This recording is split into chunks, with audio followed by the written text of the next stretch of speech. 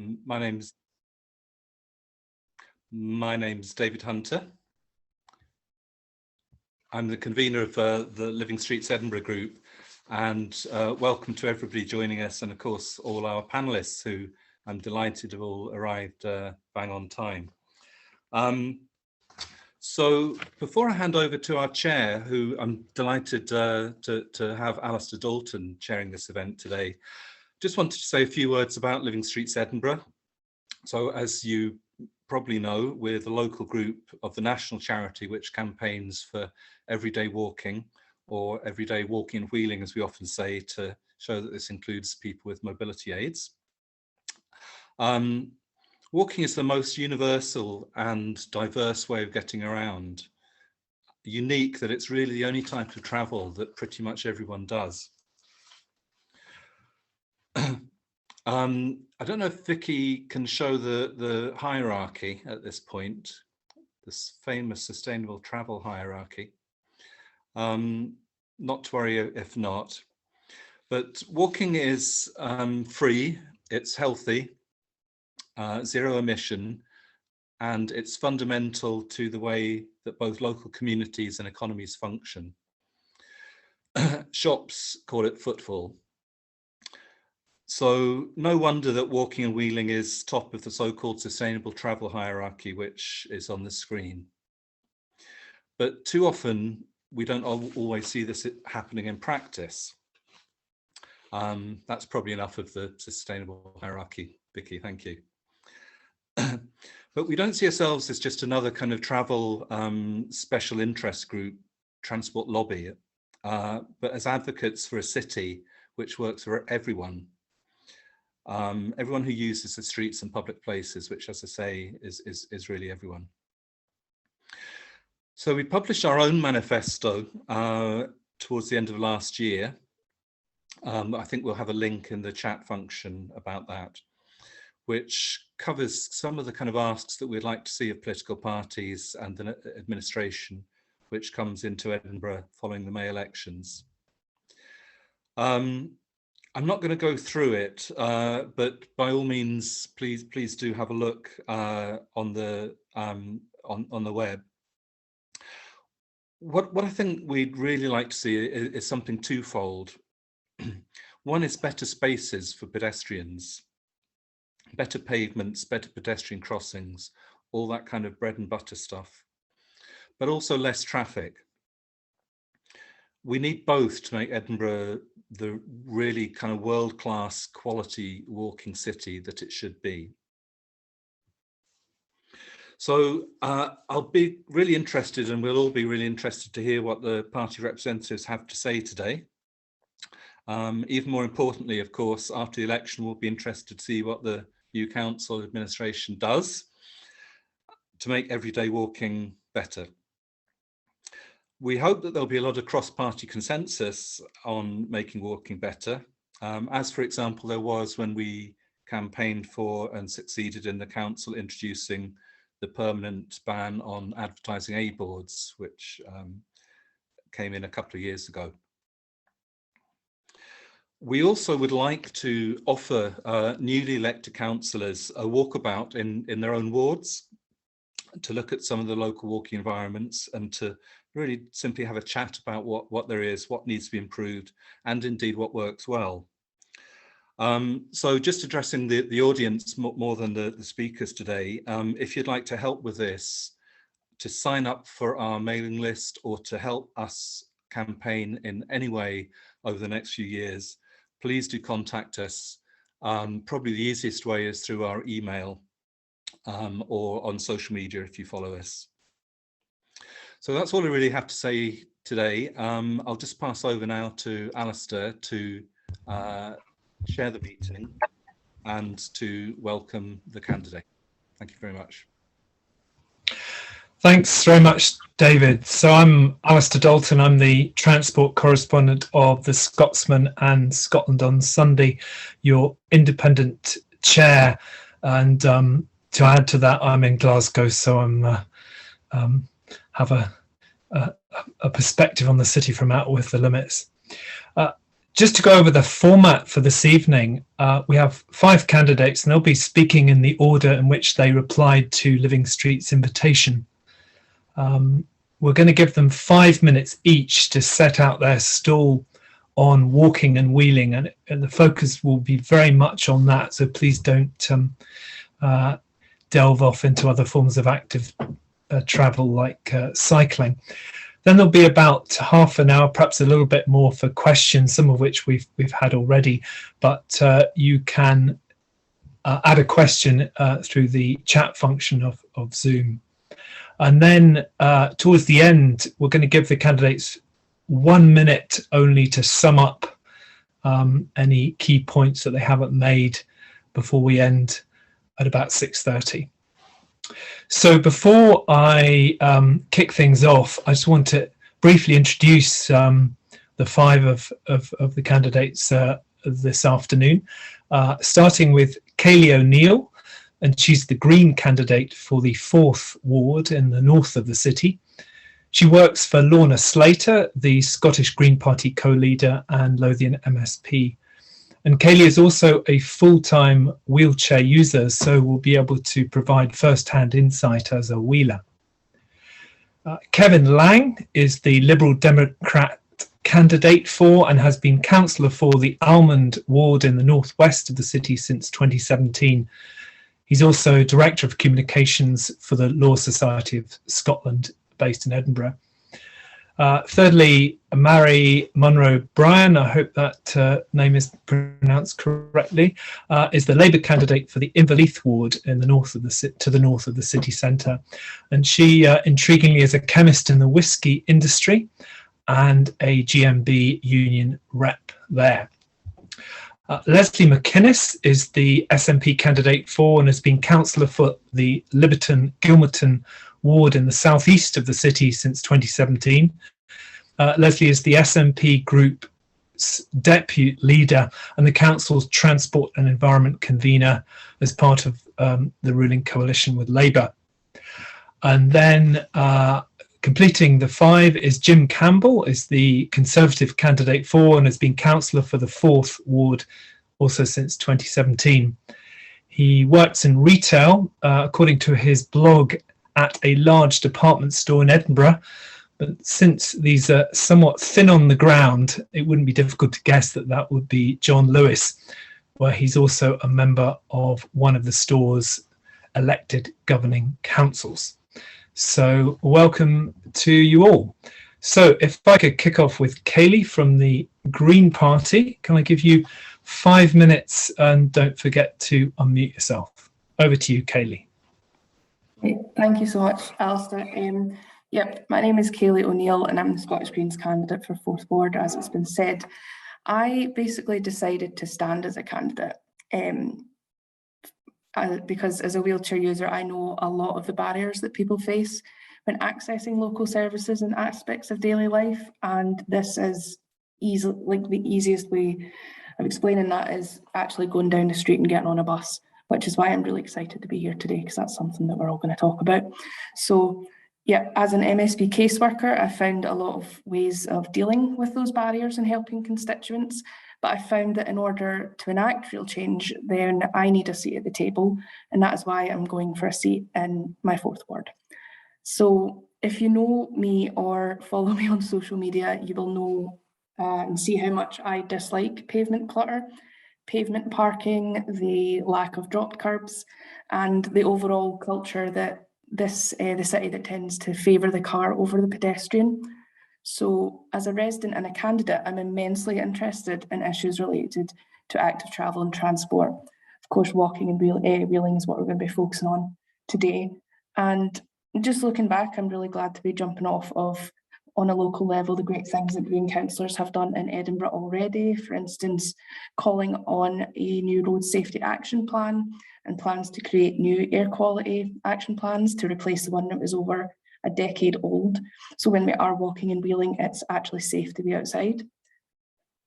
And with my lived experience and advocacy in this area, I'm really keen to continue the great work that Greens have already pursued. And in 4th ward, which I hope to represent, I would definitely be prioritising the powers to tackle pavement parking, through a focus on personal independence and push the Scottish Government to extend those powers and close the loopholes in the legislation. So transport and accessible streets are not just at the heart of what councils provide, they are a big part of all our lives. You know, safe, accessible and affordable transport, clean, accessible streets, they do massive amounts in improving our communities. And so when I first got involved in Living Streets and looked at the manifesto this year, I was completely delighted and totally inspired. I'm delighted because I know that there are more people out there who actually want the same things that I do. They want to make society fairer and better for everyone who has access requirements like myself. And I'm inspired because I see the good work you're doing at all levels in politics. So thank you everyone who's joining us tonight. You know, the hustings and debate process and the ability to actually talk like this is an absolute vital cornerstone of our democracy. So to conclude, I'll just say thank you again. Our goals are very much tied together. And that's why I'm very, very proud to be speaking with you today and also to be standing in Fourth Ward. Thank you. Perfect. Thanks so much, Kayleigh. And you sum that up nicely in just 3 minutes. That's a challenge to the others to be nice and concise. Secondly, let's go to Kevin Lang for the Liberal Democrats. Kevin, you have 5 minutes. Great, thank you very much. Never give a councillor 5 minutes and expect them to use 3. I'll warn you now, Alistair. So firstly, elections can be divisive old things. So I actually want to start with something that I hope, and I think actually every political party here this evening can and will agree on. And that is actually to see what a valuable partner Living Streets is and has been when it comes to transport thinking and transport decisions on the council.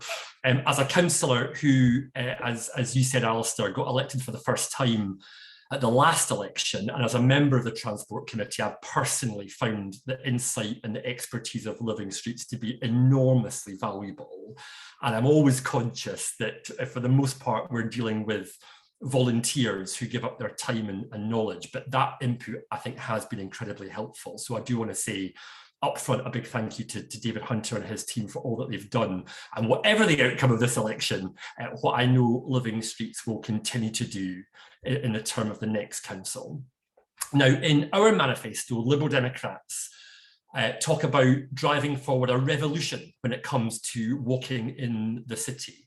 And we make specific reference to working with Living Streets to ensure that the interests of those who are walking and wheeling sit at the very, very heart of the next council's transport choices. And we see this because whilst pedestrians are supposed to sit at the very top of that very colourful transport hierarchy that David showed earlier on, I think they have all too often ended up actually as the poor relation when it comes to transport decisions in the city. And this needs to change.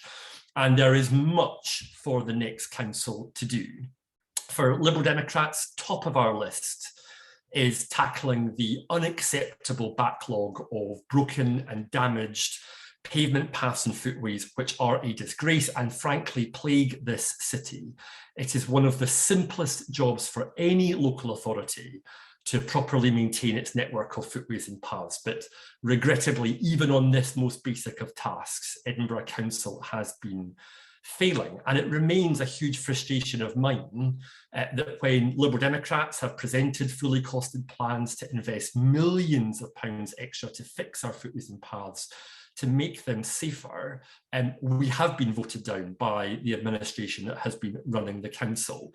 There has, put simply, I think, been a complacency at the top of the council when it comes to this kind of basic maintenance, a complacency which we cannot afford to continue, I think, in the next term of the council. We also need to address the horrendous delays in the delivery of local road safety projects, which are designed to make it safer for those who are walking and wheeling. One of the scandals of what I think has been a mismanaged spaces for people process was the decision to reallocate officers from the road safety team away from delivering key, long-standing, well-thought-out, strongly supported projects that were designed to make it easier and safer for those when travelling near or crossing roads. In my own ward of Davidson's Mains, where a pedestrian was tragically killed back in 2017. We are still waiting 5 years on for the promised safety improvements. That is not good enough.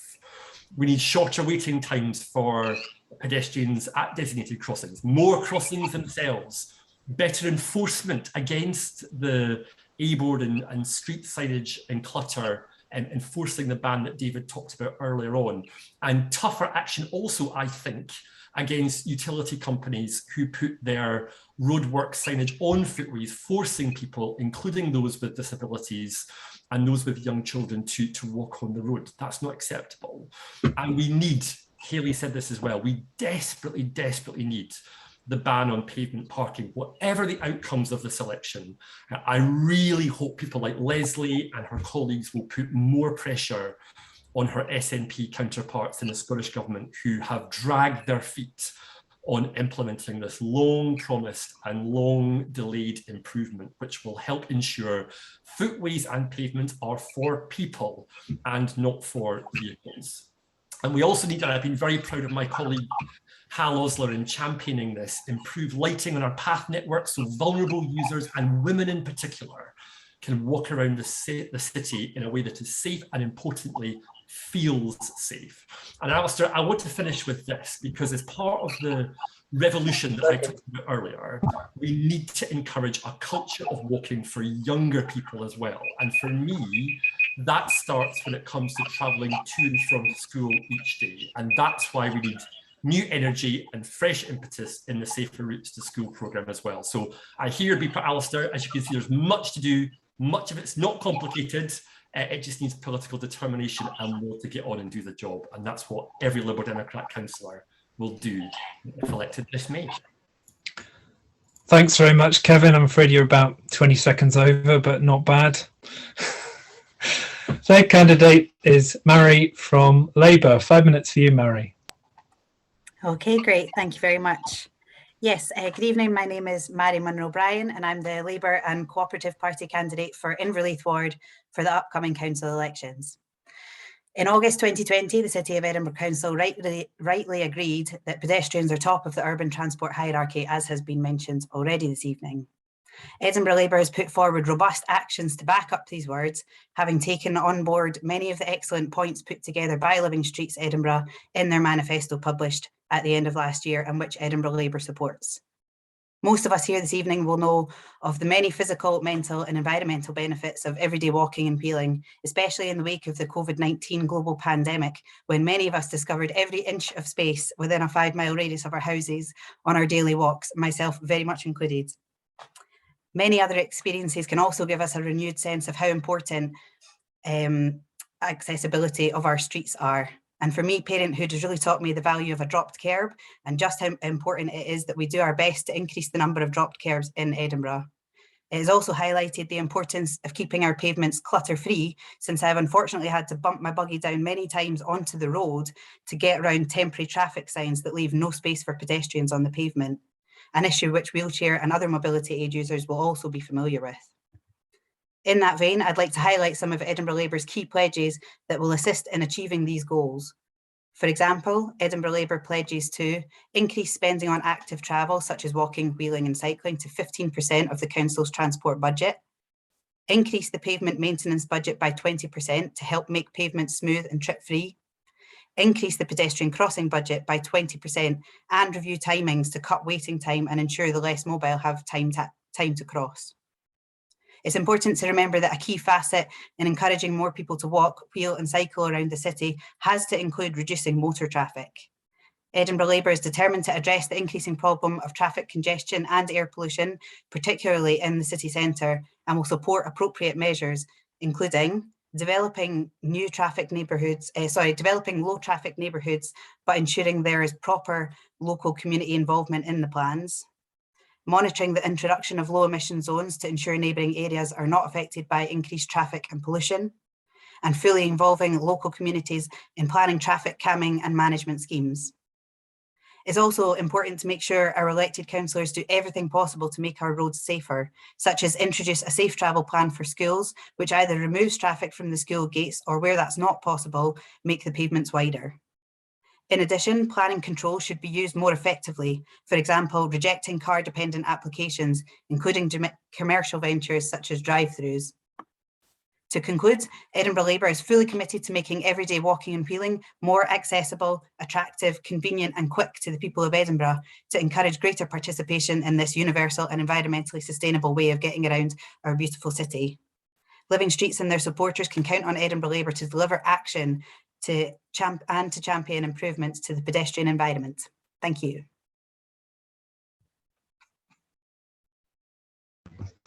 Thanks very much, Mhairi. And yeah, you finished with a minute and a half to spare, so nice and concise too.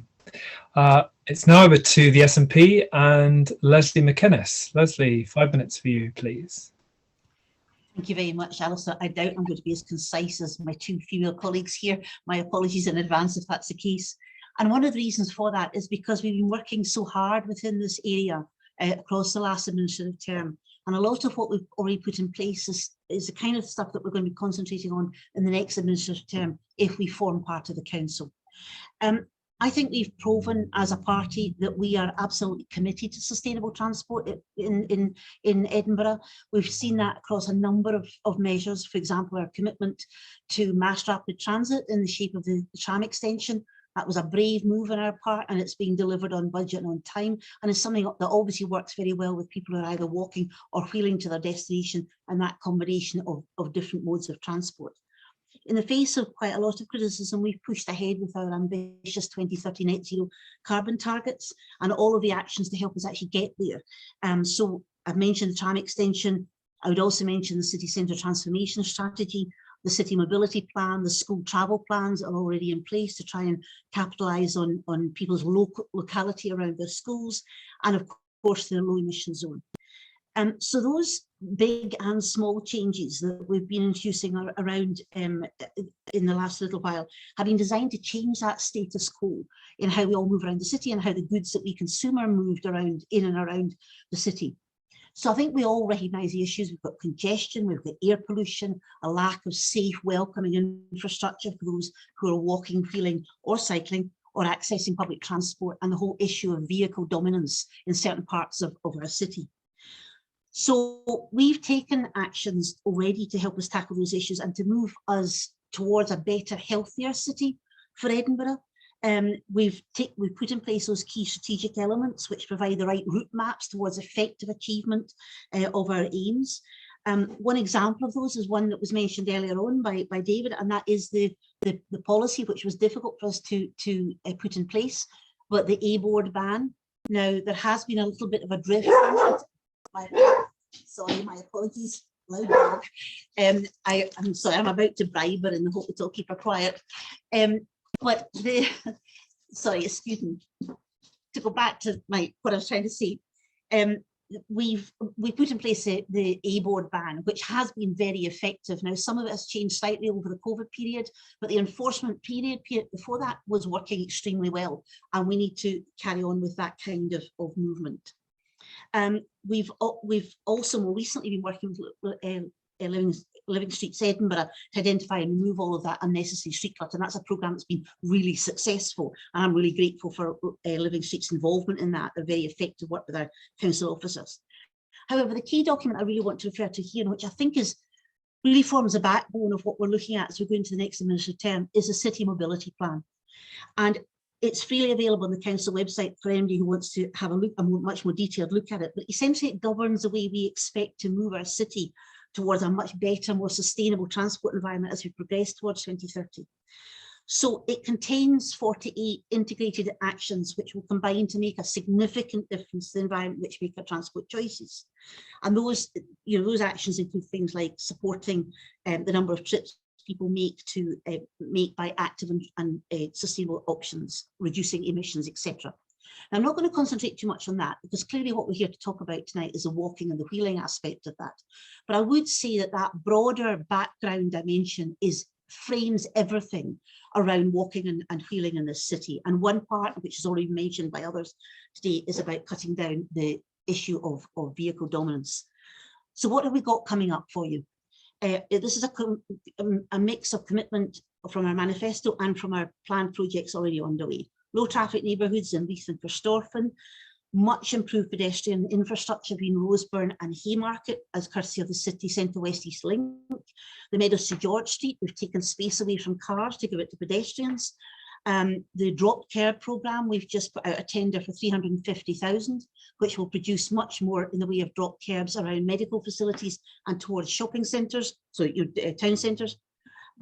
We've increased funding for pedestrian crossing. That's one of the things I'm particularly proud of. In the last budget, we allocated an additional £1 million on top of our existing budget for roads maintenance. I've insisted that 300,000 of that goes towards advancing the pedestrian crossing programme. Street lighting, we've improved dramatically. 20-minute neighbourhoods, continued work on street clutter, increased spend on road pavements and cycle paths, pavement parking ban is something we're looking at. Adding seconds onto the Green Man crossings, which make an enormous difference to pedestrians.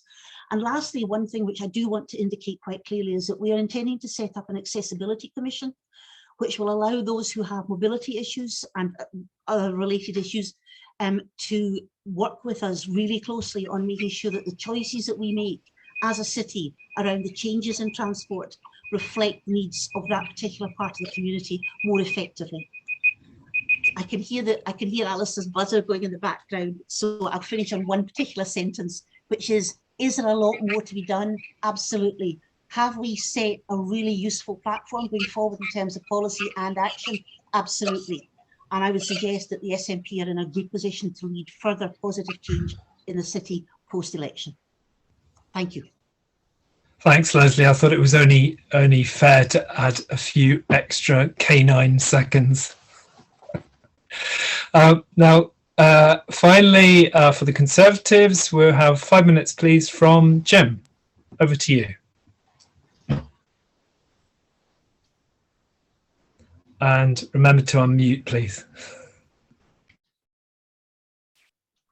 Thank you, Alistair, and good evening to everyone.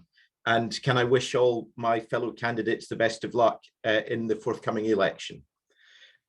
As you say, Alistair, I do work for John Lewis, and the reason I went to work for them was actually so I could walk to work and walk home, because having spent a couple of years on the weekly London commute, I decided I didn't want to do that anymore. And I studied in Edinburgh as well, and I really enjoyed being able to walk to the university and walk home, and I decided that was something that was important in my life, and I made my choices accordingly. And I think that walking, quite rightly, is at the top of the urban transport hierarchy, and Edinburgh is a beautiful city to walk around, but there are some problems that we would like to see addressed, and we would certainly address them if we have the opportunity following the election. There is a significant backlog of repairs that are required in our pavements and our roads. I think the figure is £77 million, and at the current rate, it's going to take 20 years to address that. So we would like a significant acceleration of work to fix the condition of our paths, our pavements, our curbs, all of those things that present a hazard to pedestrians or people wheeling when they're out and about.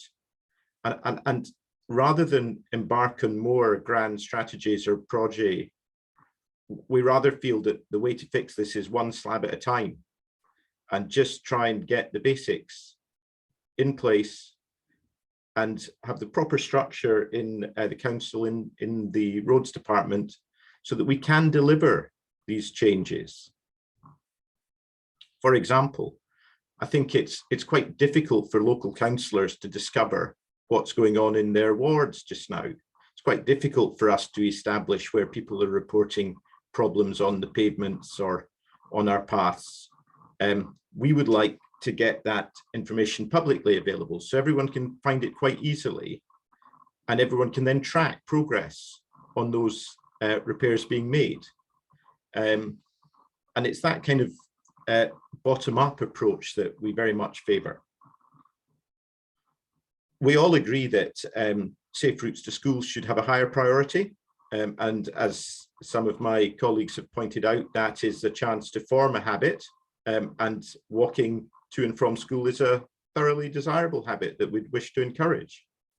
But again, if you look at the example of Victoria Primary in the 4th Ward, which opened very recently, and it's a fantastic new facility, and congratulations to everyone involved in getting that open. But we discovered on the building opening that nobody had bothered to put any of the transport regulation orders in place. And we were told it would take another 12 months to do that and to get the proper exclusion zone around the school and the signs up. Now that illustrates a lack of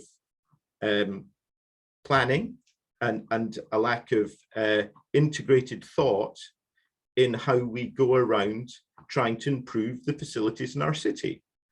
If we've planned a new school, and we've taken many years over doing that, why haven't we also planned the safe routes to that new school in advance?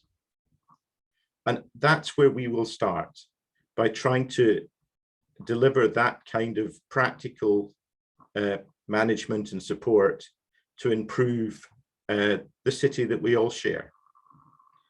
And finally, I think one thing that does create a real problem for all users of pavements is the amount of litter and rubbish that ends up strewn across the city. And I think a much greater focus is needed on cleaning our streets to make them a pleasant environment and to remove the hazard that items that are just discarded or overflowing from bins that are left there can pose to all of us. And I think that's another step we would like to see put in place by the council that hasn't appeared to be in place yet. So Alistair, I think our main issue is just trying to work through things step by step to make concrete improvements for people as they get around the city, to encourage walking as much as we can and to encourage wheeling, and for people to enjoy that experience when they're out. Perfect. Thanks, Jim. That's pretty much on the 5 minutes. So we've got probably about 45 minutes for questions. There's quite a few already come in on the Q&A function, so that's where you should put them. But there's a few that have been posted already. I won't ask the candidates in the same order all the time, but I do want everyone to have an opportunity to respond. So please keep it brief, and I'll interrupt if I think you're going on too long. But we'll start with the first question. We'll go in the same order that you've spoken, just to keep it simple. So looking really locally, absolutely fundamental question here to everybody, starting with Kayleigh. If you had to select one thing that you would change to improve the pedestrian environment in your ward, what would it be and why? Kayleigh. Thank you. That's a great question. And you can't help but start imagining the absolute best and the most wonderful thing. But something that's really, really simple is something that's came up already. Mhairi, as you mentioned, is drop curbs. This is something that has plagued, I think, my existence for as long as I've been a wheelchair user, and it is imperative that we improve those things, because without the drop curbs, what you're doing is essentially forcing people onto the road, forcing people to the amount of times I've been sat in front of a bus I'm going about 7 miles per hour, this is the max my chair goes, while a bus is sort of tailgating behind me. It's just unsafe and it's unfair. So I would absolutely look to try and connect the pavements a little bit better by improving drop curbs. Okay, thanks for that. Next, Kevin, what would your number one priority be? So I think you said it was in my ward, and I think after I would go back to what I said earlier on, which was about safer pedestrian crossings. I mentioned the example in Davidson's Mains, where an elderly lady was visiting Edinburgh for her 70th birthday celebration. And as she crossed Main Street in Davis's Mains, she was tragically hit and died at the scene. And it haunts me, actually, that almost exactly 5 years on, it'll be 5 years next month, that despite that incident and the concern which there was beforehand, that we've not had the safety improvements that had been promised. And one of the things that I've learned as a councillor, Alistair, is money to do stuff is important, but you also need the officer time and capacity to deliver projects like this. And I think that's where Edinburgh has come unstuck. And mine's just one example, but I think we do have these examples right across the city where these important safety improvements have not been delivered. And I worry about more circumstances like that tragic incident in 2017 happening again. Could you be a little bit more specific about when you say safer pedestrian crossings? What specifically do you mean? So if you take the example in Davis's Mains, which is a zebra crossing, but it's got poor sight lines, it had been a cause of concern for some considerable time that vehicles wouldn't necessarily see pedestrians crossing until quite a late stage.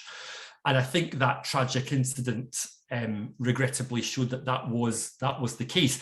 And we spent a lot of time getting to a point of an improved design that would help to make sure that vehicles were slower when they approached these junctions, slower when they approached the pedestrian crossings, that you improved sight lines, you made it clearer that pedestrians had priority.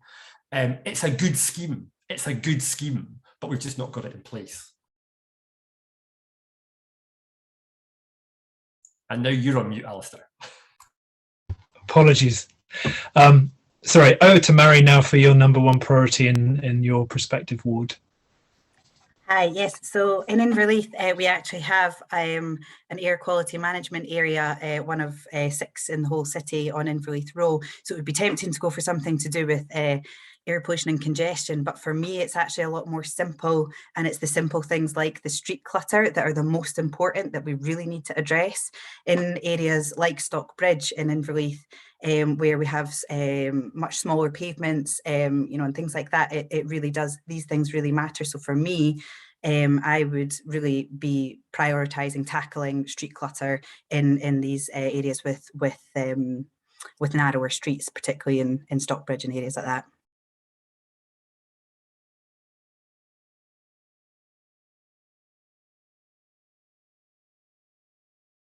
I'm muted again, apologies. Just again to clarify, are there particular types of street clutter that are a problem in areas like Stockbridge? Because Lesley mentioned that the A-board scheme had been successful. Yeah, so it's things like cafes that maybe don't have are putting out too many tables and things like that onto the street and things like that, and it's also signage as well, and particularly traffic for temporary traffic. Oh gosh, words have just escaped me for a second. Like temporary traffic measures. There's sometimes great big signs that take up the whole pavement, and it is impossible to get around them as a pedestrian. You do have to end up bumping down onto the road. So it's really addressing things like that and looking at isn't there a much better way that we could, you know, for example, put this traffic sign, or, you know, things like that. Okay, thanks very much. This is a bit of a tough question for the transport convener, because the number one priority in your ward should presumably have happened already. But anyway, Lesley, what needs improving? I'm very careful not to always direct things towards my own ward, because I think I have a citywide responsibility. So I have to be very careful to ensure that I'm doing just exactly that. I would agree with Kayleigh actually about dropped curbs. I think that's one of the most immediate things that we can do. This latest scheme that we've got going forward, this 350,000 I mentioned earlier on, that's designed specifically to help people get into medical centres, for example, or shopping streets, town centres and so on. So in my own particular ward on Old Dalkeith Road, there'll be some drop curbs put in, also in Little France, and that gives access into the Edinburgh Royal Infirmary, for example. So there are a few practical examples of that I could see. But one of the things which I'm really keen to try, and at the moment we're a bit stymied on, but it's something I'd like to see citywide as well as in my own ward, are zebra crossings on side streets. Now, we're a bit stuck with that because the legislation doesn't actually allow us to do it, but our offices have come up with quite an innovative way of us testing the concept in order to try and then get the legislation changed. And so we're going to be looking at trying to test the concept on non-public road environments. So, for example, Fort Kinnaird or some public sector owned areas that mix car and pedestrians. So there's a few things like that will help us then to reinforce the changes that have taken place in the highway code recently that reprioritise the role of the pedestrian in particularly in side entrance roads. So those kinds of things are the things I'd like to see move forward on. Okay, thank you. And finally, Jim, what's the priority in 4th Ward on walking and wheeling? Thanks, Alistair. Yeah, it's always difficult to choose one priority, and I've been thinking about it. So I'm going to pick one that I think illustrates the problem.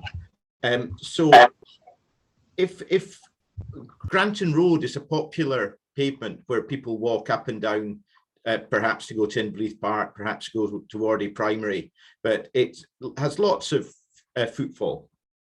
And if you walk up and down Granton Road, then you have to cross Rosebank Grove and some other streets, but Rosebank Grove is the example I'm going to use. And the problem is the road, and Rosebank Grove is actually a cul-de-sac, and the road surface of Rosebank Road looks like it's come from the moon. It's so many patches and repairs that have disintegrated over time that it would be extremely difficult, I think, for anybody to wheel themselves across Rosebank Grove because of the uneven surface. Never mind, in fact, there's not a drop curb issue because the curbs have naturally dropped and it's more or less flat with the road surface. But the reason this was drawn to my attention is a constituent actually fell on the uneven road surface and broke her wrist. And it was all reported, and we still haven't got anything done to repair the road surface on Rosebank Grove so that people can walk from the pavement on Granton Road across Rosebank Grove and join the pavement again in safety. And it's not specifically about a drop curb in this example, it's about the quality of the surface we're asking people to walk on, which is shocking. Okay, thanks for that. Yes, I certainly noticed that Edinburgh's surfaces, pavements and roads are no better than Glasgow's. Right, second question, really contentious issue. I'm sure you can guess what it will be. So I'm going to start with someone else rather than go around the same. So we're going to mix up the order a bit more. Just checking again, I'm off mute, aren't I? So yes, it's Spaces for People. What lessons have been learnt from the Spaces for People programme, from Leith Walk, from George Street to Meadows? What can we improve in the process of contracting designers and consulting with the public to learn from what's happened? And I'd like to start with Mhairi. Thanks. Yes, so I think it's really important to have proper public consultation on issues such as this. People need the chance to be able to see specific designs and to be able to have their comments on it. And I understand that there was obviously a timing issue with the Spaces for People. They needed to roll something out really quickly, but I do think that there are certainly areas for improvement, and I do think that's one of the major ones that we really need proper public consultation on it, and to be able to hear the views of people, and to be able to improve designs because of it.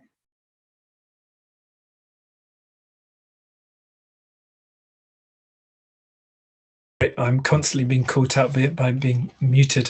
I'd like to now go to Jim, please, on what we can learn from the Spaces for People programme to date. Yeah, well, for me, the biggest lesson is don't roll out a major programme that's hugely contentious on the basis of emergency legislation.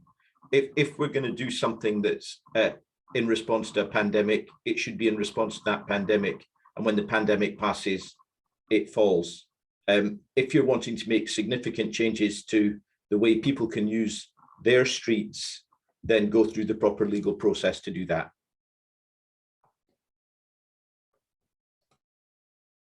Well, wasn't that the whole point, though, that it was because of COVID, it was an emergency situation, that it had to be brought in quickly? Well, if you're asking me a follow-up, that's fine. So why is it all not being taken out now? Okay. And now, same question to Kayleigh, please. What can we learn from Spaces for People? Yep, so I completely understand the upset and the work that needs to be done to improve the scheme or pull back in certain areas quickly. Like Jim said, I personally like some of the Spaces for People roads for the reasons I said earlier. Sometimes the paths aren't appropriate, and then there's a divide between the road and myself, so I kind of like that. But as mentioned, this scheme was never meant to be perfect. It was specifically adjusted quickly in response to the pandemic because we needed social distancing, I'm aware. Obviously that's not needed anymore, but I think if we're encouraging more people to walk and cycle, you need to give them more space to walk and cycle. And learning from that, yeah, I would probably take the biggest thing is the need for wider pavements and infrastructure that works. And the Greens have already changed the process for road resurfacing, for example, to ensure that it's taken into account in the future. But this all has to be done as well in conjunction with this idea of moving away from car reliance. And it's about the people outside of the car, not in the car. Thanks. Okay, thanks, Kayleigh. And Lesley, you've probably been asked this many times, but what about the lessons from Spaces for People so far? I think the lesson is that we need to ensure that people understand why those measures were put in place. I think Kayleigh's absolutely right to comment on the fact that we're put in under emergency powers, and the pandemic, in my opinion, is not over. And in fact, the advice from the Scottish Government is that those schemes stay in place at the moment. What we have done, however, is I do want to correct some apprehension around some of this part to do with Spaces for People.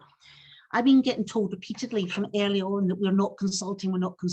Well, the emergency powers that were put in place by both the Scottish Government and elsewhere in the UK by the UK Government was to go ahead and get these in as fast as possible. And that was to support pedestrian progress for people getting out in that first lockdown. It was also to provide safe passage to work, for example. Two of the earliest schemes that we put in were directly cycle schemes directly outside the two key hospitals, and that was to allow staff to get in quickly and without risk of infection. So there was a number of misapprehensions that have gone on there, which I regret enormously, because I think they've been used as a platform to push back against the kind of transitions that we're having to make towards a more sustainable transport environment. Now, when you look at the schemes themselves, they have been tweaked, they have been changed in response to stakeholders like Lothian Bus. We've made some changes for the fire service. We've made some changes for local communities. We've taken them out of town centres. So the charge that we haven't listened around that is, in my opinion, unfounded. And I think it's being used for political purposes, and it takes away from the issue around the outcomes. And the outcomes are that we are trying to achieve is to allow people to continue to have that safe passage around the city at the moment, and then to help us understand which of those schemes that have been put in place are right for transition into our longer term moves towards sustainable transport. So it was stated very clearly in the City Mobility Plan, for example, that we wanted to get safe segregation for cyclists onto our key arterial routes. Now, some of that has gone in under the temporary measures. So why on earth would we not look at trying to retain those if they are appropriate? And that's a review process that we've got going forward. They've not been done in any illegal way, which has been suggested. They've been done using our statutory processes correctly and current Scottish Government advice, and it reflects what's happening right across the city. So the idea that somehow we're were acting in a nefarious manner in order to squeeze things through could not be further from the truth. And so the issue around consultation and how best to get that to work, we have undertaken enormous amounts of stakeholder consultation. So organisations like the local access panel, like Spokes, like Living Streets, like the fire service, utilities, etc., and Lothian Bus.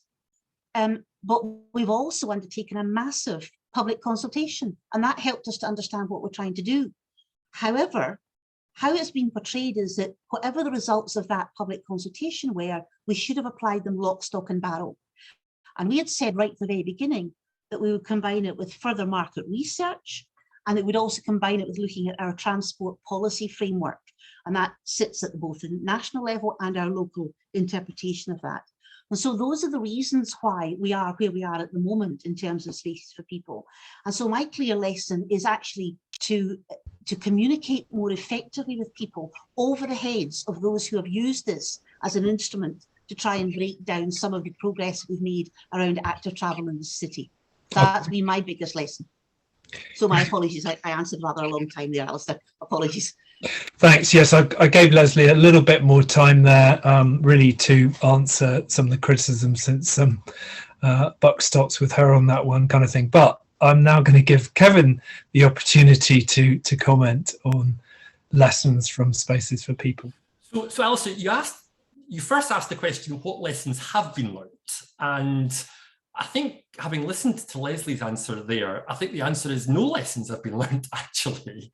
Because if the answer is, well, we should have just communicated it better and people should have understood the reasoning behind it more, that for me is not really an appropriate lesson. And actually, it's that kind of attitude over the last 2 years that have made this whole scheme so unnecessarily difficult and divisive. And it has been this way because of an attitude that has been taken by the administration in terms of its implementation.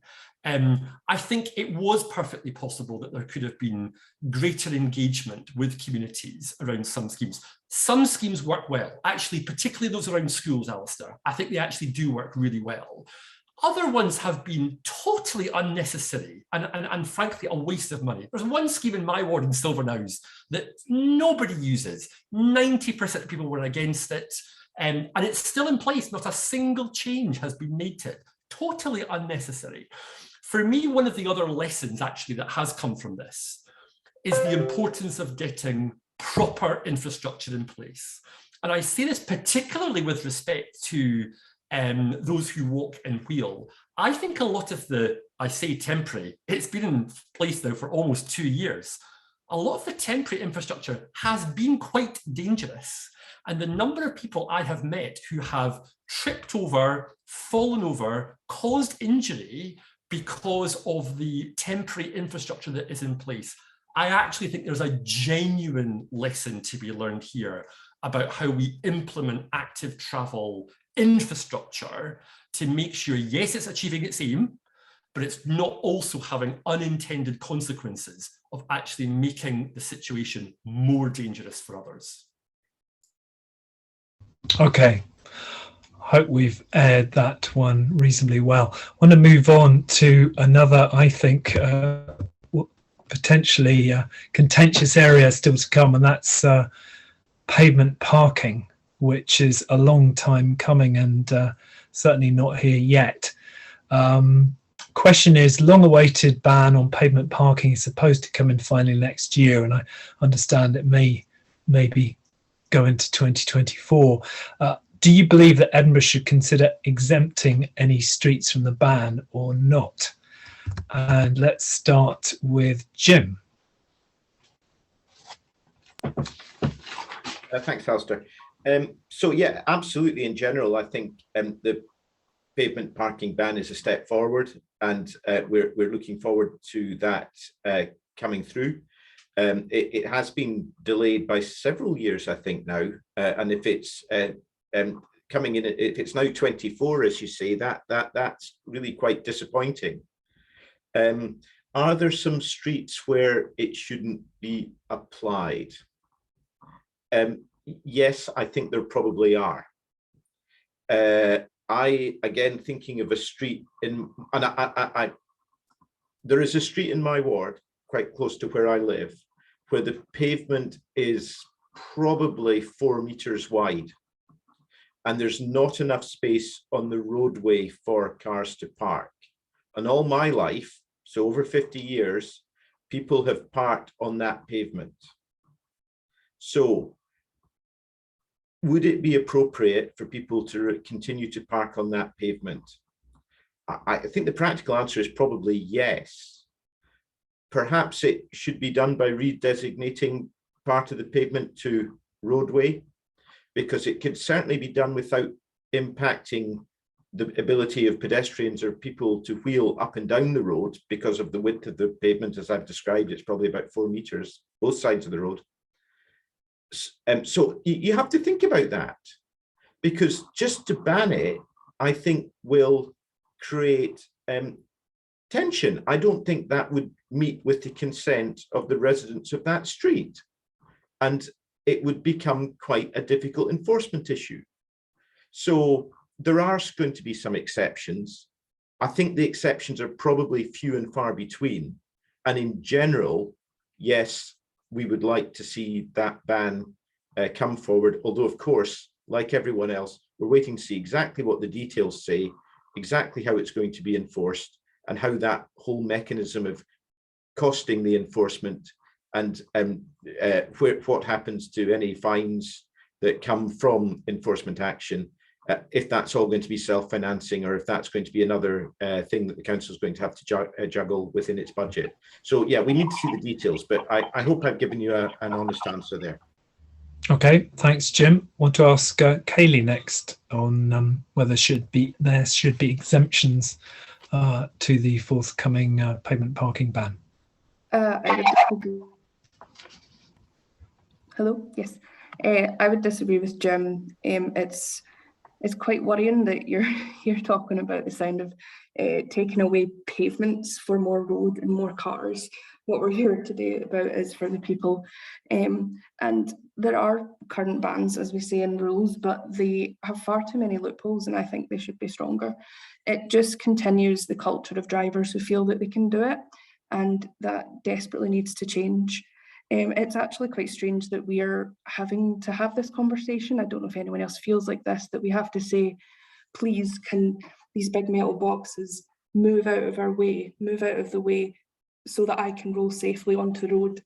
I just know as someone, and it's a broken record here, but it really comes back to this. I'm sick of driving on the road and potentially, being in danger and almost getting hit by cars for the sake of someone wanting to park their car up a wee curb. And if there's no space on the road to park, then I would argue that the car shouldn't be there at all.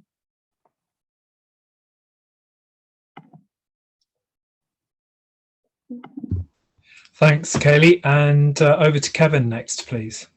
Yeah, so I would need an enormous amount of convincing to justify any exemptions. And I can't think of any examples, for example, in my ward, where there would be, I think, a reasonable exemption. And I say that for two reasons. One is because I actually think there's a point of principle here. Is a footway or a pavement, is it for a person or is it for a vehicle? And I think they should be for people. That's what they were built for. And the other reason why I'm kind of against exemptions is you mentioned early on at the beginning, Alistair, how my day job is working in the legal sector.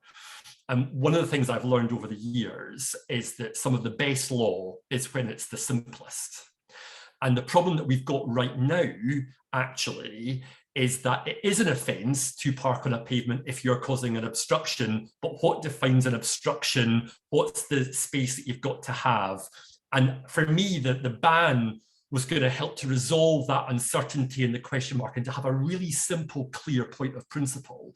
And of course, as soon as you start bringing in exemptions, you've then got the risk that actually we just look back around to where we are right now, and it's open to interpretation, it's subjective, and it could cause confusion. And actually, when you've got that confusion, that is, I think, when you can get conflict.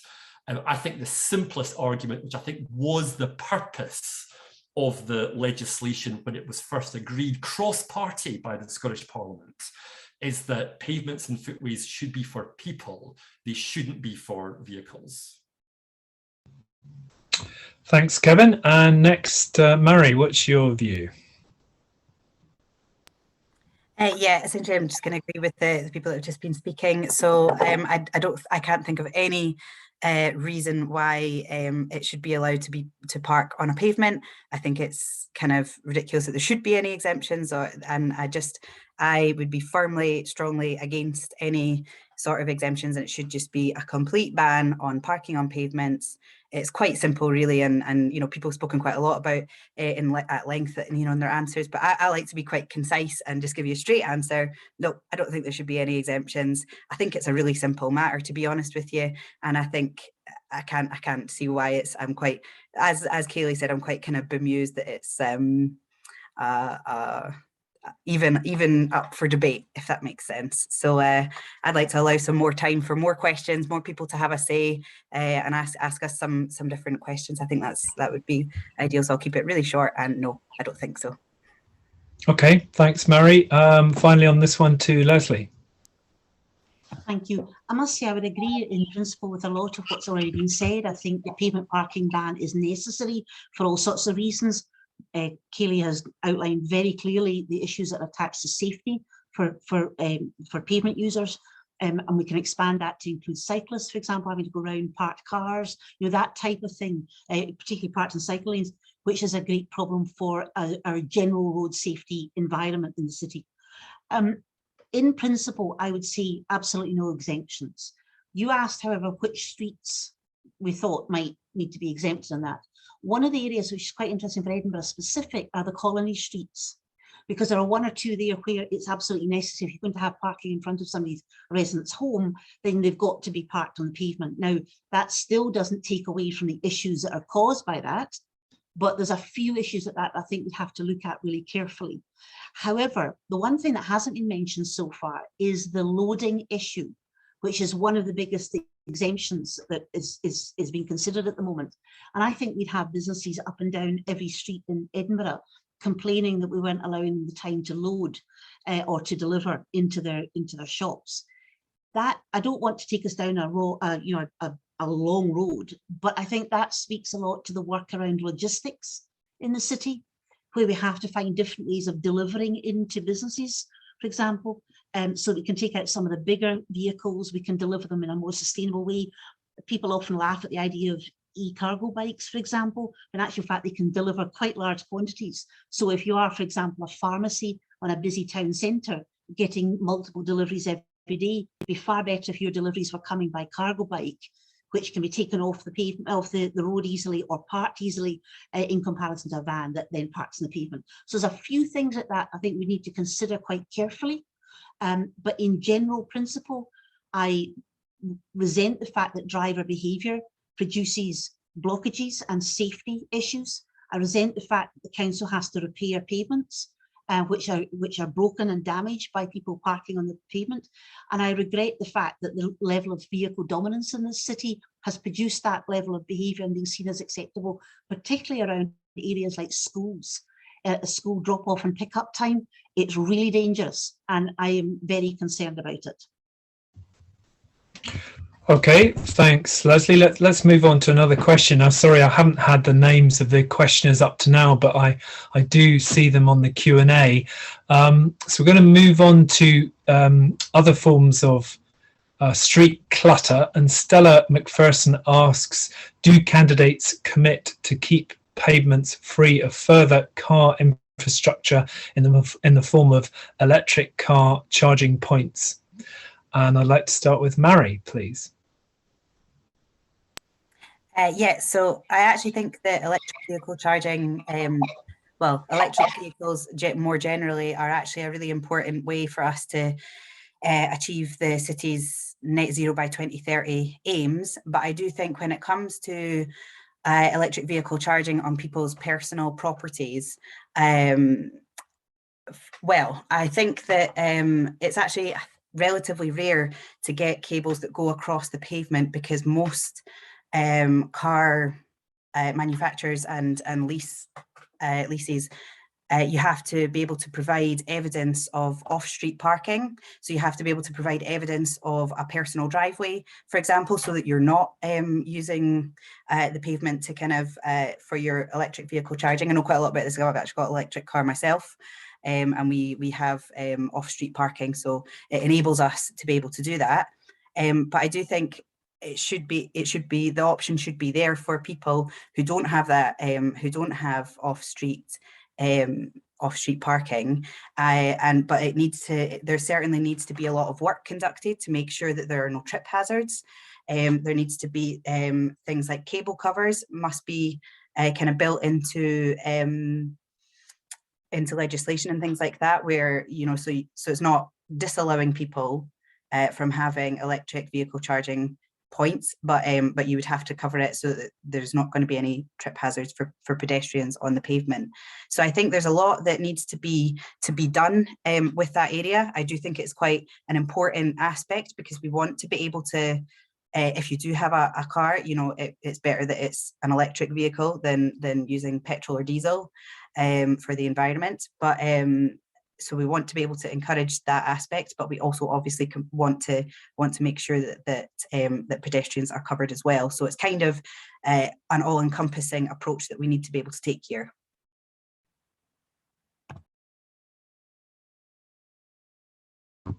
Okay, thanks, Mhairi. And next, Kevin, please.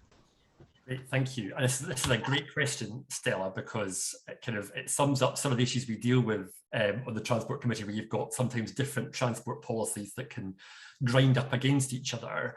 I'm actually one of those people who does believe you can have your cake and eat it on this, because I think there are really good options coming forward as electric cars and the need for more charging points becomes ever greater. I think there are some really interesting new designs coming forward that can mean that you can have on-street electric charging, but to have it in a way that does not provide the kind of obstacles to those who are walking and wheeling on footways and on paths. And actually, one of the things that I think we will see as we go forward is actually streetlights also being used to a far greater degree in terms of on-street electric charging. I agree with the point that Mhairi made about leads and making sure that there are no trip hazards. Of course, again, it goes back to what I was saying before. The most important thing, top of the transport hierarchy, are those who walk and wheel, and their interests must come first. But actually, I'm quite optimistic, Alistair, that we won't have to make a choice between these things, that we'll be able to keep our footways clear for those who need to use them.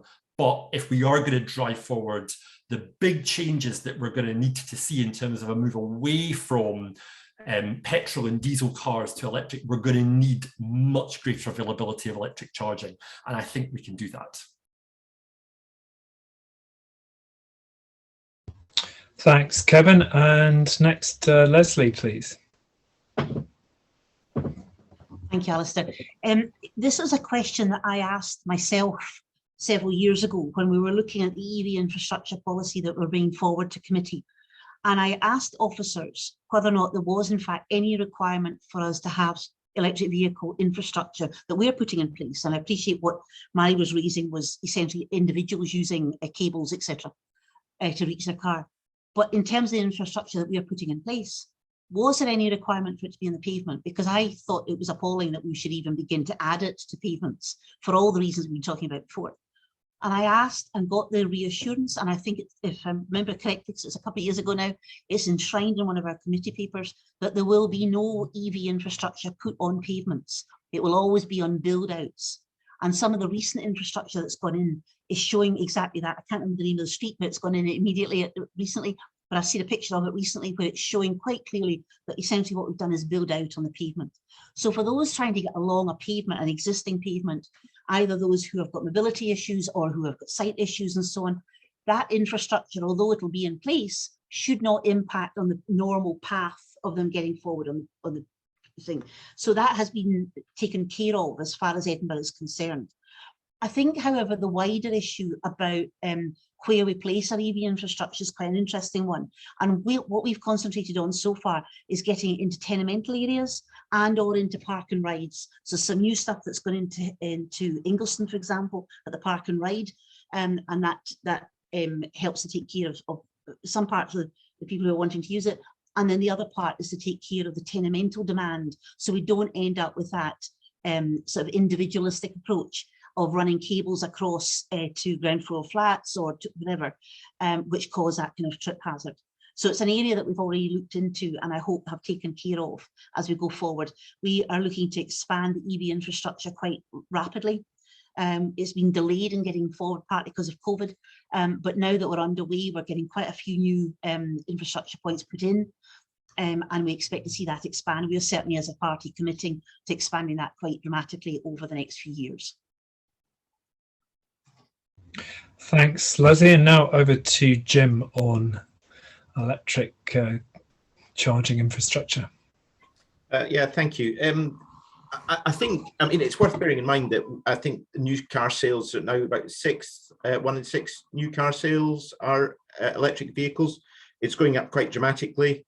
I think it will accelerate far more quickly than most people appreciate. It's totally unacceptable for cables to be stretched across the pavement. It's just not a reasonable solution. I think what we have, my concern is that I'm not sure if local authorities or government are best placed to provide this infrastructure. Local authorities and government do not provide fuel distribution at present. They probably wouldn't be very good at that. There are very effective market solutions. I think what local authorities and government ought to be considering is the regulatory environment in which a successful market can evolve to supply the demand for vehicle charging. And that's not just about the last meter to connect to a vehicle. There's a huge grid issue if we have large-scale shift to electric vehicles. Electric generation and grid is going to be a big challenge in the city, which will take time to solve. The market itself is evolving very quickly. It's evolving far more quickly than government can react. So we're already seeing charging going up to 800-volt charging units to try and increase the speed of charging, way beyond anything that the council has considered. And inductive charging might offer a solution without cables. It's been talked about for some time now, and the physics look quite good. That may come to market. All of this will require a lot of investment, and the parallels I would draw would be the rollout of something like 5G or the rollout of natural gas. And I think the role of government and local authorities are to think about the regulatory environment to make this happen, rather than to think about how to solve the problem themselves. Because frankly, we have enough difficulty keeping our road surfaces and our pavements in good condition, providing education, providing all those absolutely vital statutory services without diverting into figuring out how we can fuel everyone's vehicle. Okay, thanks very much, Jim. I think I've asked everyone that question, just keeping a track of time. We've probably got. Oh, sorry. It's all right. I have written your name down, but I haven't asked you. My apologies, Kayleigh. Kayleigh, on electric vehicle infrastructure. Apologies. No, that's absolutely fine. Thank you to have asked that question and for the answers so far. I just really want to reiterate a couple of points. Everything absolutely has to be off the pavement, and in terms of infrastructure and safety, we don't want cables and things like that on pavements. Any misuse of pavements is counterproductive. I've said pavements far too many times. But speaking to RNIB, I know people who are visually impaired are quite at risk specifically for this. And of course, I'm coming from a big access point of view. And David Scott in the chat has said perfectly, a cable and cover might as well be a wall to someone like an elderly person, for instance. And Edinburgh street design guidance, I believe, should be updated to make this against council policy. But yeah, as Greens, we come back, if we only encourage bike stands or EV charging, then we're not focusing again on the issue that it's the people, or we should be focusing on the people who walk and wheel, as Kevin said. And if we need to move further, then like as residents of Edinburgh, then we'd like to point to bus travel and the benefits that has in Edinburgh. You know, a barrier is a barrier, a car is a car. What I've said about cars before, it doesn't matter how you power it, they're still an issue. So we do want to reduce car use. And as you might know, the Greens have already done that. As Greens in government, we have given under 22, so everyone 21 and under can go on the bus for free. Things like that, and hoping to expand that are ways in which we can, again, move away from the reliance of cars, any type of cars, and fight the climate emergency, and also help people save money too. Thanks, Kayleigh, and apologies again for almost missing you out on those responses. We've got about 5 minutes or so left, so we'll probably, this may be the last question. We'll see how brief everyone's going to be, and then we'll get everyone a minute to sum up. And I'll do the minute in the original order so you can gather your thoughts on that one. But the next question is from Jamie Wallace, who's asking really a key point in terms of improving conditions for pedestrians and walkers and wheelers is actually reducing the number of cars in cities. So he's saying, which of the panelists' parties supports the council's target of reducing car kilometres by 30% by 2030? And I should add to that, and do you think that's achievable? And we'll start, please, with Jim.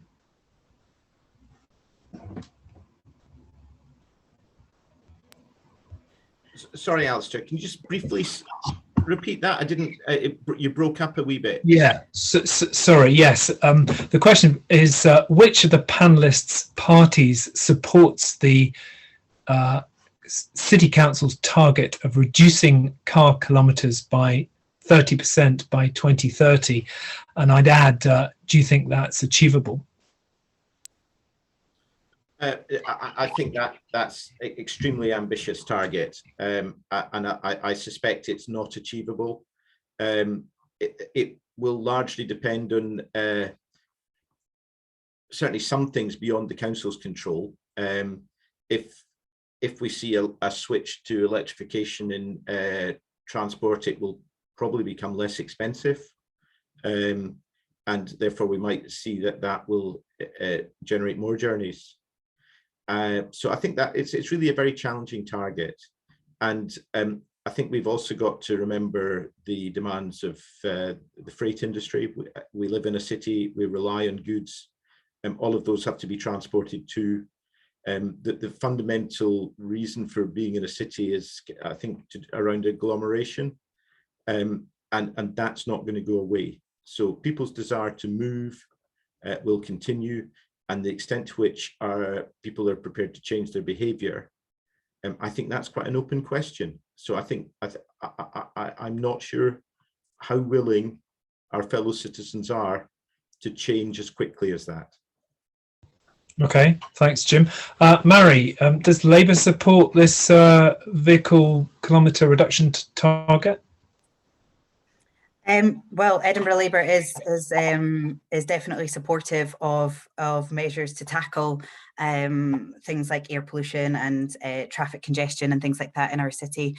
And I do think it relies a lot on individuals but also as well, it's really important for the council to make it, the whole issue of this is that the council needs to make everyday walking and wheeling more inviting for people to choose to do that, and to choose everyday walking and wheeling with safer infrastructure, with bigger pavements, with easier access to schools, things like that, and with better public transport. We really need to improve that to encourage, yes, people to choose not to take their car places, and to choose to walk, to choose to wheel, to choose to cycle, to choose public transport.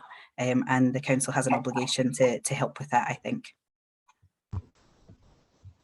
Okay, thanks, Mhairi. Over to Kayleigh. I would imagine you probably do support that, but is that achievable? This is quite an ambitious target, according to Jim. It is absolutely ambitious, but we need to be ambitious. Like, we only have so many years to deal with the climate crisis and improve our city before it becomes unlivable, and we may have to wear masks all the time if air pollution does get totally worse. So yeah, I will reiterate, Greens 100% support this, and we're actually the only party who are really facing up to the need of this and bringing in demand management policies for cars. And to raise, this is quite a contested issue, but I'm very happy to answer questions about this offline as well. The low emission zone that Greens have helped in, it's not the perfect solution, especially now if you look at the time frame that we've got, especially if there's a grace period, but it is a major step. It's never. We need to reduce car use now, especially in the most clogged up areas of Edinburgh. And to mirror what Mhairi has said, it's important that we remember to focus on the individual, the people who walk and wheel, who are actually going to have the greatest effect of this, because the majority of people in Edinburgh can't actually afford a car or don't use a car. So we should be catering to them and helping them, as everyone has said, and I hope we all agree we should make Edinburgh a more accessible and safe city to be in. Thanks, Kayleigh. Kevin, do the Liberal Democrats support this reduction target? Yes, it's a simple answer. So you asked two questions. Do we support the target? Yes. Do we think it's achievable at a stretch? Just. But there's going to have to be big thinking if we're going to achieve that, Alistair. And one of the things which we've not really covered in depth tonight is the need for big improvements in public transport if we're going to achieve that. Because also, in terms of the number of cars that are in the city, that's not just Edinburgh residents, it's the huge numbers of people who commute in and out of Edinburgh every single day. And part of that comes from what can be still really limited public transport options. Kirkliston, in my ward, still doesn't have a Lothian bus service from the council-owned bus company. Parts of the city, very well served by public transport. Others are not, and we need that we really need that to change. And also, I also think a big step forward in terms of park and ride as well. I think it is regrettable that we have not had the progress on new and expanded park and rides that were promised at the beginning of this council term. If we want people to not drive into the city, which is going to be a big contributor to reaching that target, Alistair, then we need to make sure that we are giving people those alternatives. And part of that, not the whole answer, but part of that is providing the infrastructure that allows people to leave their car and then easily get public transport to come into the city, whether that's for work, whether it's for pleasure, visiting friends and family, whatever the reason. I think that's got a big part to play in it too. And finally, Lesley, I'm going to put this to you in a slightly different way, is how precisely is this reduction going to be achieved? Thank you. I mean, as you can imagine, I absolutely support the 30% reduction. I think it's incumbent on the capital city to look at a more ambitious target than the Scottish national target, which is 20%, because as an urban setting, we're in the best possible position to contribute to that national target, and that's why we should be looking at it. I would say, in terms of how we achieve it, first of all, I think there's absolutely nothing wrong with having an ambitious target. I think we should have ambition. We shouldn't settle for anything less than that. And then secondly, I would say look to the content of the city mobility plan, because all of those actions will contribute to the reduction of car use. Kayleigh's absolutely correct. If we get young people used to bus travel, for example, through the free bus travel aspect, that will help to inculcate really good habits as far as moving around the city is concerned. We also have to look to the 45% of households who do not have access to a car, and to shore up their choices and allow others to take the same choices around that, and stop having to have a car in certain areas. To speak to a couple of the points that have been raised, Kevin was raising this issue about not having a council-owned bus service in Kirkliston. I would say currently the council puts over £1 million a year into supported bus services which are not commercial in nature. Lothian Bus has a requirement to be commercial in their decision making. So there are pockets, you're right, where we don't have the right level of public transport connection, but we have to demonstrate demand there. And that's the difficulty that we've got here. And I think that's the kind of point that we have to move on. I would also say, lastly, but we have to be quite brave and look at demand management issues. How do we go around stopping some of those massive in-car commuting issues that transpire from the 77,000 cars a day that come from Fife, from the 22,000 cars a day that come in through my end of town, through Liberty and Gilmerton? There's a number of big, brave decisions that we have to make and that we have to push forward on. And one of those, I think, would be the workplace parking levy in terms of how we introduce that. And there are a number of large issues that are attached to that. We are firmly committed to tackling the issue and not putting it on a back burner. Thanks very much, Lesley. Right, we're almost out of time, so I'm going to give all 5 of you 1 minute maximum, and I will just cut you off if you go over, or at least you have to stop when the buzzer sounds. Just summing up key points. So going in the same order as at the beginning. You've got 60 seconds for you, Kayleigh, to start off. Right, okay, thank you, Alistair, and I just want to thank David as well for organising this hustings and everyone who's asked questions, etc. I'm really excited after these conversations that if elected, I'm going to be able to bring this lived experience to Edinburgh Council, and in Fourth Ward especially, we absolutely do need more of that. And the Greens can do that. We are absolutely going to review the number of accessible routes, for example, pavements and roads around our neighbourhoods, repair broken uneven pavements that are all dangerous, safety aspect covered. We're going to continue to campaign for better bus stops and bus routes in areas which are under-serviced. That's a very universal issue, I know. And I will always raise the voices of disabled people, older people, and anyone who relies on accessible transport and fight for better access to that. So that is why I'm here tonight. Really enjoy speaking to you, and I feel like my timer's about to go off. So I'll just stop it there nice. And is that a nice transition? Okay, thank you very much. Absolutely perfect. Brilliant. Okay, over to Kevin. Great, thank you, Alistair, and thank you for chairing this last hour and a half. I thought a little bit about what to say in this minute, and I don't really want to be repeating stuff that's already been said. So I actually want to turn it on its head, because people often come to hustings and say to candidates, what are you going to do for me? And I'm actually going to flip it around and say to those people that are here, what can you do for us? And what I'm going to do, Alistair, is ask people to go out and remind people that there is an election on, because there's a lot of stuff happening in the world right now and people can forget. So please remind people and tell them of the importance of voting. There's one thing we've learned over the last few months, is that we should absolutely cherish democratic opportunities like this to choose people that take decisions. And the next council, whatever its political makeup, will have to take, as you have heard over the last hour and a half, some big meaty decisions on transport and on other issues. Election like this really matters. So if you're on here and you're interested, great, but go out and help us engage other people too. Thanks very much, Kevin. A minute for Mhairi. Thanks, Alistair, and thank you everyone for your participation this evening. It's been a really good evening, I think, of really good hustings, and thanks for everyone for their questions. I think it's been excellent, and I just wanted to reiterate that Edinburgh Labour has a lot of really solid commitments in our manifesto, which are looking specifically at making walking, wheeling and cycling more accessible to everybody in Edinburgh, to make it a much better way for everyone to get around our city, and public transport too. And so I would point everyone to go and have a look at the manifesto. It's on the Edinburgh Labour website. Please do go and take a look. Get in touch with your local Labour candidate for whichever ward it is that you live in.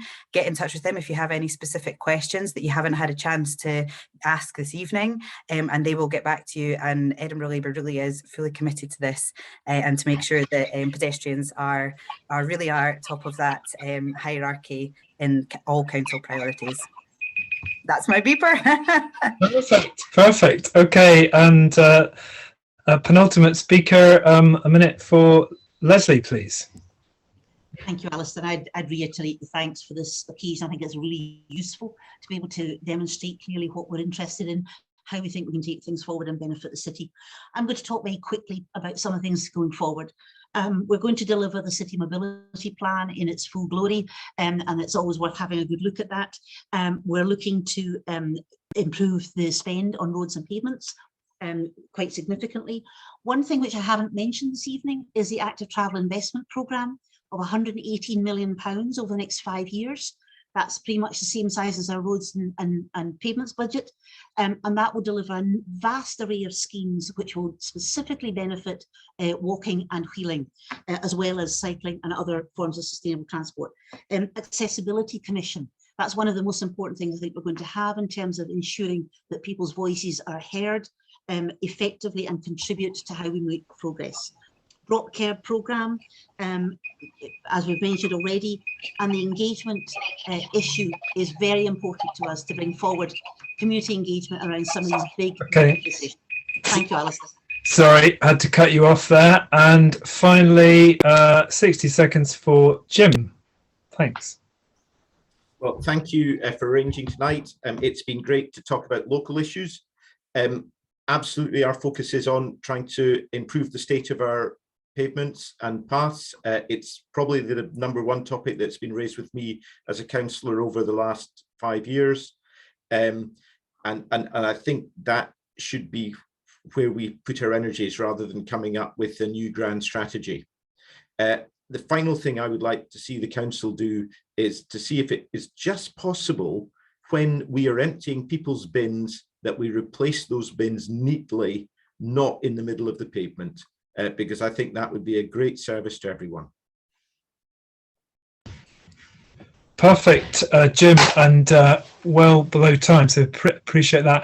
Well, just finally, my thanks to Living Streets for inviting me to chair this, and I hope I've been able to elicit some useful information from the 5 candidates. And I've hardly left any time for David Hunter, the convener of the Edinburgh group of Living Streets, to sum up and close the meeting. Over to you, David. Thanks, Alice. I'm glad you've not given me much time, because it would be pretty hard to sum up all the today. I've enjoyed it very much. I found it really useful. I'd like to really thank all the participants, all the audience, and I'm sorry that there's a lot of really good questions, which I hope you appreciate. We couldn't get through them all, but I expect the candidates will be looking at will have been looking at them and hopefully taking account of those views. I'd like to wish all the candidates good luck, and to repeat Kevin's point that please do go out and use your vote. Walking is one thing that you may be thinking of when you're casting your vote. Of course, there are many others. I'm not sure if we said at the beginning, Alistair, that we've recorded this event, and we hope to put it online so that people that weren't able to join us live are able to see it. So if any candidate isn't happy with that, let me know in the next 24 hours if you could do, please. Otherwise, this will be a way of making your comments and views more available to more people. So I hope that's okay. So finally, just thanks very much, everyone. Obviously, we'll be very keen to collaborate with the new administration as we have, I hope, largely constructively with the current one, as Lesley had said. And also, just to repeat again, if you'd like to get involved with our work in any way, whether it's locally or on policy issues or whatever, please do get in touch, and we'll be really pleased to welcome you. So with that, please do enjoy the rest of your evening, go and have something nice to eat and drink, and get off screen. Thanks very much.